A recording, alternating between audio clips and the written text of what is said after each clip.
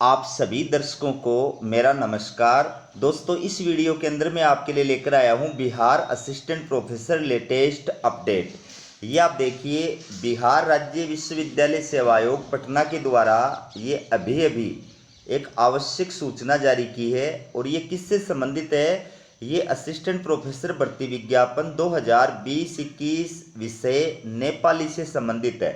यानी आयोग के द्वारा नेपाली विषय के अंदर ये जो भर्ती का विज्ञापन जारी किया गया था, इसके तहत कुल 16 अभ्यर्थियों के द्वारा ऑनलाइन आवेदन फॉर्म जो है वो फिलअप किए थे, जिसमें 2 ऐसे अभ्यर्थी थे जिनकी हार्ड कॉपी आयोग कार्यालय को प्राप्त नहीं हुई थी।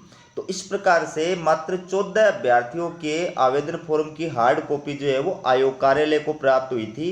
तो आयोग की स्क्रीनिंग कमेटी के द्वारा इन आवेदन फॉर्मों की समीक्षा की गई थी, स्क्रीनिंग की गई थी, और उसके पश्चात जो योग्य अभ्यर्थी पाए गए हैं और अयोग्य अभ्यर्थी पाए गए इस विषय के अंदर, उनकी जो लिस्ट है, उनकी जो सूची है वो जारी कर दी गई है।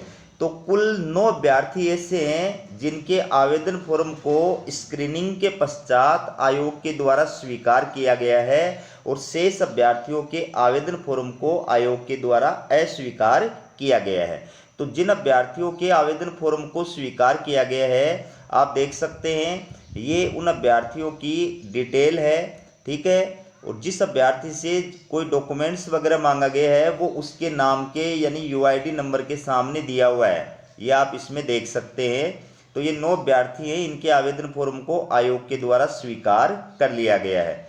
कुल 7 ऐसे अभ्यर्थी हैं जिनके आवेदन फॉर्म को आयोग की स्क्रीनिंग कमेटी के द्वारा क्या माना गया है?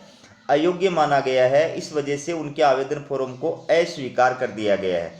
तो ऐसे जो अभ्यर्थी हैं उनके डिटेल आप देख सकते हैं। आवेदन फॉर्म किस कारण से अस्वीकार किया गया है ये जानना बहुत महत्वपूर्ण है, क्योंकि भविष्य में आप अगर ये चीज़ समझ जाएंगे तो आपसे ये गलती नहीं होगी।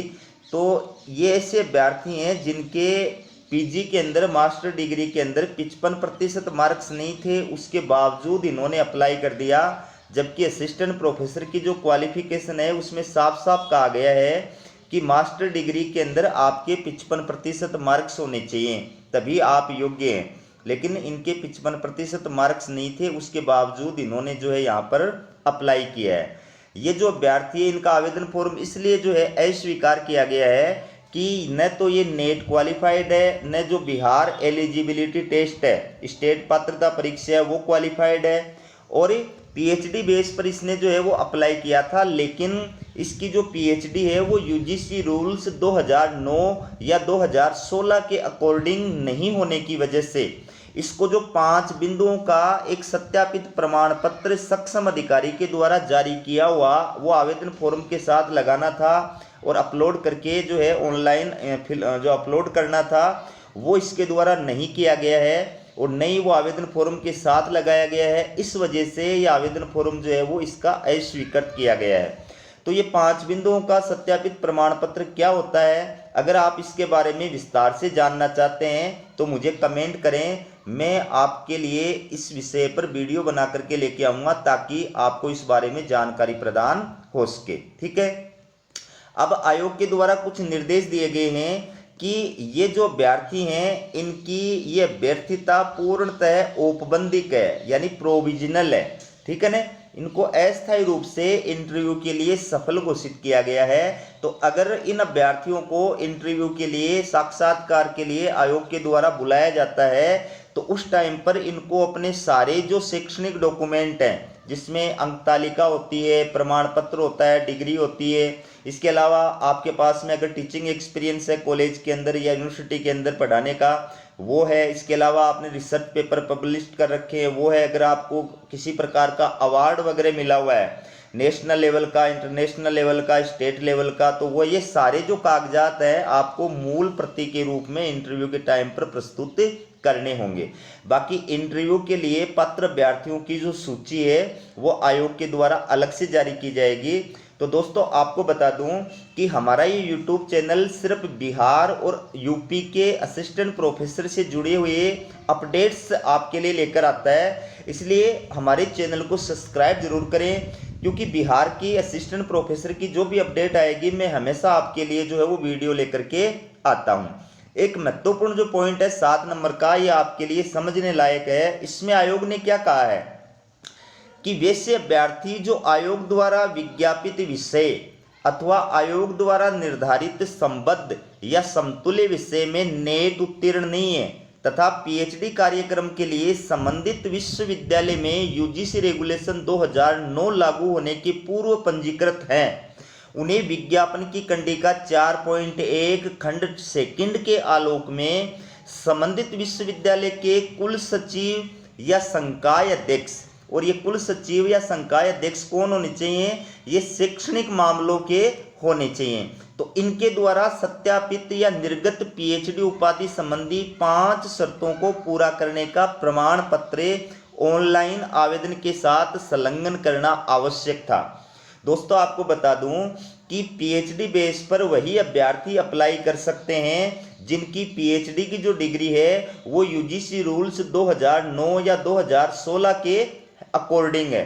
बाकी ऐसे अभ्यर्थी जिनकी पीएचडी के अंदर रजिस्ट्रेशन 11 जुलाई 2009 से पहले के अंदर हुआ है, या जिनकी पीएचडी की डिग्री 11 जुलाई 2009 से पहले की है, या जिनकी पीएचडी का रजिस्ट्रेशन 11 जुलाई 2009 से पहले का है, डिग्री भले ही उनको बाद में मिली हो, तो उनको पीएचडी के आधार पर अप्लाई करने के लिए तभी योग्य माना जाएगा जब वो संबंधित विश्वविद्यालय के कुल सचिव या संकाय अध्यक्ष शैक्षणिक कार्य इनके द्वारा, इनमें से किसी के द्वारा सत्यापित किया हुआ एक 5 बिंदुओं का प्रमाण पत्र जो है वो ऑनलाइन आवेदन फॉर्म के साथ में लगाएंगे। ठीक है, तो जिन अभ्यर्थियों ने पीएचडी उपाधि संबंधी सक्षम प्राधिकार द्वारा निर्गत उपरोक्त 5 बिंदुओं का प्रमाण पत्र मूल आवेदन के साथ संलग्न नहीं किया है, विज्ञापन की शर्तों के अनुसार उनका आवेदन अस्वीकृत किया गया है।